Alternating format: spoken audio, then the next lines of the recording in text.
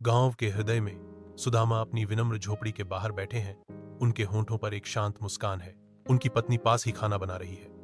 उसकी हरकतें सरल आनंद से भरी हुई हैं। हम गरीब हो सकते हैं, लेकिन हमारे पास संतोष है, सुदामा ने कृतज्ञता से भरी आवाज में कहा। धूप विनम्र झोपड़ी की दीवारों में दरारों के माध्यम से दिखती है, हवा में नाचते धूल के कणों को रोशन करती है। सुदामा की पत्नी प्रार्थना करती है, तुम्हारे बचपन के दोस्त कृष्ण अब द्वारका के राजा हैं, तुम्हें उनसे मिलना चाहिए, शायद वह हमारी मदद कर सके। सुदामा असहजता से हिलते हैं। उनकी चुप्पी संदेह से भरी हुई है, क्योंकि वह निवेदन पर विचार करते हैं। सुदामा द्वारका के लंबे रास्ते पर अकेले चल रहे हैं।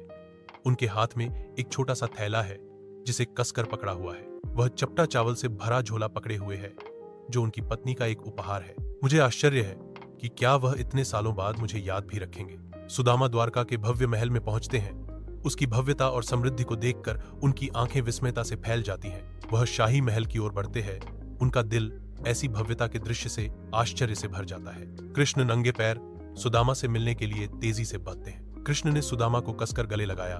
उनके चेहरे पर एक सच्ची मुस्कान छा गई। कृष्ण सुदामा पर शाही सम्मान बरसाते हैं। वह सुदामा के चरणों को श्रद्धा से धोते हैं। कृष्ण और सुदामा एक साथ बैठे हैं। उनके सामने एक साधारण भोजन रखा हुआ है। सुदामा हिचकिचाते हैं, फिर अपनी छोटी सी गठरी से कृष्ण को चपटा चावल भेंट करते हैं। कृष्ण हार्दिक स्नेह के साथ भेंट स्वीकार करते हैं। इसे माप से परे खजाने के रूप में मानते हैं। सुदामा, तुम्हारी दोस्ती मेरे लिए सबसे बड़ा उपहार है। सुदामा एक रास्ते पर चलते हैं।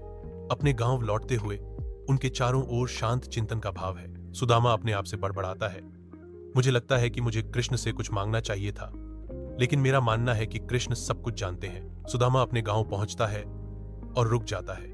उसकी आंखें फैल जाती हैं, क्योंकि उसकी झोपड़ी एक सुंदर माहौल में बदल गई है। उसका परिवार खुशी से झूम उठता है।